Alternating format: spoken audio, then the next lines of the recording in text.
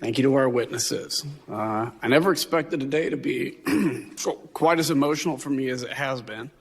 I've talked to a number of you and gotten to know you.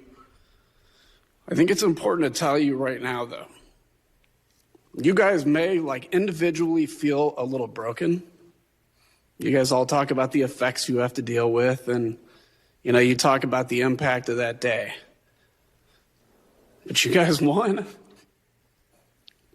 You guys held. Ooh. Democracies are not defined by our bad days. We're defined by how we come back from bad days. He went from laughter to bawling. Yeah, in seconds. I know. I mean, Susan Lucci, who was overlooked for the Daytime Award, the Daytime Emmy, I don't think that she had the acting chops that he did just then. Welcome back to the show. I'm Dana Lash, danalash.com. Good to be with you on this Wednesday in the third hour of our broadcast. And I will say I have been very generous and not being mean. But after that coupled with a bunch of other things, I just feel that Adam Kinzinger focuses too much on how can Adam Kinzinger climb the ladder and best represent Liz Cheney as opposed to his voters in the 16th district in Illinois. And there are a lot of people who are not happy with this guy. And so it's only natural that he would face a challenger. And that's the thing for all of the people who are dissatisfied with Kinzinger. You need to get someone to run against him. You have to primary him out of his seat. And that is where my guest comes in. Catalina Lauf she had served in the Trump administration. And he appointed her to the U.S. Department of Commerce, and she has launched her congressional bid. She is challenging Adam Kinzinger. And I keep reading these stories where it says it's a crowded field. Catalina's the closest to him. She's the one who's raised more money than all the other. I think all the other people that are trying to crowd in that Republican primary only have 5-figure fundraising. They can't raise any money. That counts. So out of all of them, she's the one who best stands to primary him. And I love this quote, and we're going to ask her about this. She says, "I never thought I'd primary a fellow Republican, but is Congressman Kinzinger really a Republican anymore?" That's the million-dollar question. And Catalina joins us now via Skype. Good to see you. Thank you for joining us. And that is the big question. Is he a Republican? Because he doesn't seem like it. First off, it's an honor to be on with you, Dana. Thank you so much for having me. And no, he's not, which is exactly why Nancy Pelosi appointed him to this commission, because he's a Democrat. This was a kangaroo court from the beginning. They don't want the real answers to the questions. They didn't want to have hard questions there, which is why they denied real conservatives, real Republicans like Congressman Jim Jordan and Jim Banks on that commission. It's a complete joke. It's a facade, right where when he first actually went against the president, voting for the second impeachment was the first disgrace. But then since then, he's done nothing but go on MSNBC, CNN. What Republican goes on MSNBC and CNN and goes against the Republican Party? He belittles the constituents. He does absolutely nothing for the district. And we're so proud to be taking him on. Yeah, that's him going. I think I see him on, and I don't begrudge, and I know you don't either, a Republican candidate or a Republican congressman but the fact that he goes on these networks and then runs down, it's almost like he's trying to do everything that he can to stall out or stop any kind of strategy from House Republicans and anything that they're trying to accomplish. I'm just glad that his attention seeking and his focus on trying to make January 6th a thing has prevented him from getting involved in anything related to the budget, because I can't imagine with his, I don't see him do anything except get attention for himself. And Catalina, I think that's what, some of the listeners that are in Illinois in the district, in the 16th district, they're like, well, we don't know where he's actually represented us. And that's the question. What could he be doing? What do people in the 16th congressional district in Illinois need that I would imagine it's a lot that he's not doing and surfacing.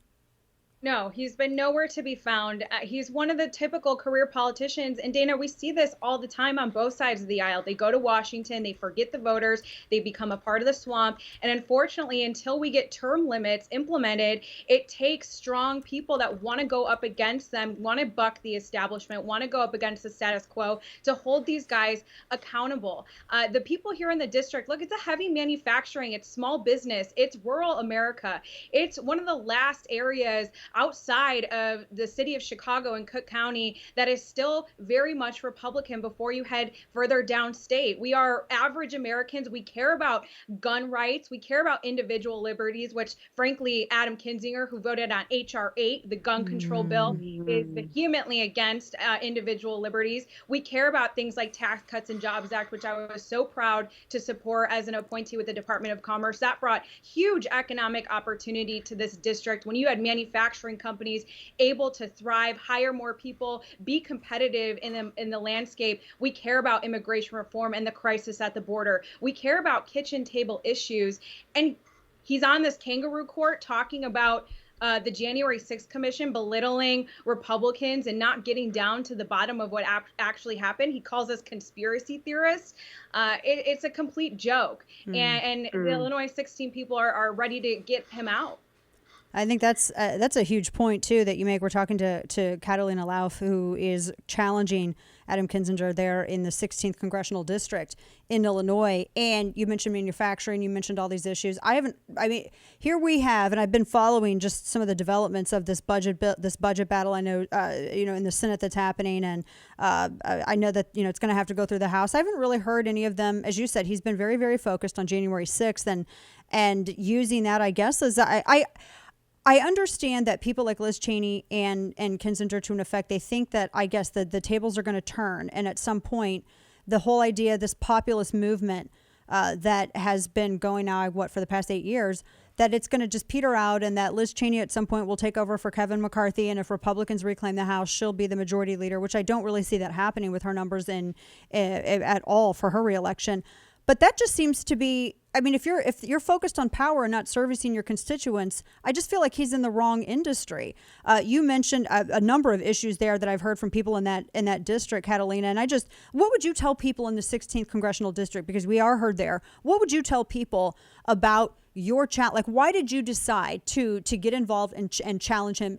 Because you could do so many other things. You worked you were a Trump appointee for the Commerce Department. You understand math. You understand economics. You don't seem like a crier. You're not a crier, right? Are you a crier? Absolutely. Only to the Star Spangled Banner. Good answer. Good answer. Very good answer. What would you tell voters in that district? It's time for servant leadership. These people, these career politicians, go back to serve one person, and that's themselves. We are heading into very concerning times here. The socialist movement is rampant. The Biden administration is decimating our economy. We're heading into inflation. The numbers do not add up. You mentioned the deficit, Dana. What Republican has even been talking about things like the deficit, debt, getting our books in order. These things really matter to the American worker, to the American business. I come from small business. My sister and I have a startup. We understand these everyday issues, and it's time we have outsiders, political outsiders, non-establishment career politicians that aren't afraid to fight for what actually matters. This is a very turning point time in our country's history, and it started with President Trump. He spoke to the American people, and it's time we have better representation in Congress. There you go. We're talking with Catalina Lauf, who is challenging Adam Kinzinger, 16th Congressional District there in Illinois. I love your small business background. And I go back, I was having a conversation with my kids about this because we were trying to understand how is it that so many people in Washington, D.C. do not understand basic math. I realize that there's a huge problem with economic illiteracy in this country. You have the small business background, so you know what it means to make the risk and to be the first to show up and the last to leave. And in this conversation with my kids, I was telling them, it's interesting because when the country was founded, every single person who was going and serving in Washington, D.C., almost everyone was either a farmer, they were a business owner, some kind of merchant. Like, they understood what it took, the sacrifice that it took. They had that real world knowledge, which I think that not a lot of people in D.C. anymore do. I almost feel like it should be a requirement. That adds a lot more to what you're bringing than a lot of other people. Talk a little bit about how that shapes your perspective in dealing with even bigger issues in D.C. Absolutely. I'll first start out by saying, my mother came here legally from Central America. My father was a small business. We had entrepreneurship and small business, that mentality just ingrained with us, faith, freedom, family values, and ultimately entrepreneurship, the destiny to be your own person, and that this country gives you the opportunity to you can define who you want to be. My sister and I started our company, and we are the first and the last to leave. It's your baby. And unfortunately, when you have to bring home payroll, when you have to have employees, when you have manufacturing issues, when you're trying to deliver a product that can change the world, those real world issues really impact, the way that you view everything else. When you look at Washington, the amount of money that they spend, any company would be it wouldn't be able to survive if we spent the money that we did, if we were in the debt that our government is in. And ultimately, it has a trickle down problem effect. When you are not able to make payroll, it affects another person's family. It affects the community. It affects economic growth all across your town or your community or nationally, whatever your brand or your product that you're selling. And to have that mentality going to Washington, we don't have enough of people who understand the values. And to your point too about our founders, they left their farms, they left their businesses to go to Washington, and they came back because they cared more about what their purpose and what their drive was back home than going and serving in a faraway place to be a part of the swamp. They did their time, which is why we need term limits, I think, desperately. And until that happens, again, we need to hold these people accountable. We need to bring in political outsiders, people that actually understand what it takes, the grit and the hard work that makes this country possible. And that happens with the small business community and entrepreneurs. I love small business folks as going in and being a part of Washington. I do think that a person's vote is the term limit. I think that should be the ultimate, because I hate giving Washington, D.C. more power. But I'm all about sending small business people to Washington, D.C., because I'm going to tell you what, nobody can stretch a dollar more than someone who's been in small business. Nobody can do a budget like somebody who has run their own business. I mean, you know exactly what you got to cut from, where you have to offset. And I just think, why we need those people doing that, not somebody like the Bernie Sanders or the Nancy Pelosi's or any of these other people who've never been in the private sector, and they've never, ever had to worry about meeting payroll. They've never had to do any of this. Catalina, tell everybody where they can find you online. Yes, you can head to CatalinaForCongress.com and Catalina Lauf on all social media platforms. Perfect. Also, big Alice and Chain girl as well. So yeah, and good music taste. She doesn't cry. She understands math, and she has a good music taste. I heard she likes Def Leppard too. I love Def Leppard. Oh my gosh. I now she's that's awesome. That's very cool. See, there we go, right there. I think that should also be just sidebar. That should also be part of like any consideration. Does your candidate have good music taste? There you go. Catalina Lauf, really good to talk with you. I know we'll probably be talking with you again, especially as things get rolling and we see the outgoing congressman cry more. But it's good to talk with you. Thank you so much. Thanks for bringing common sense and that small business know-how to all of this. Thank you. Thank you.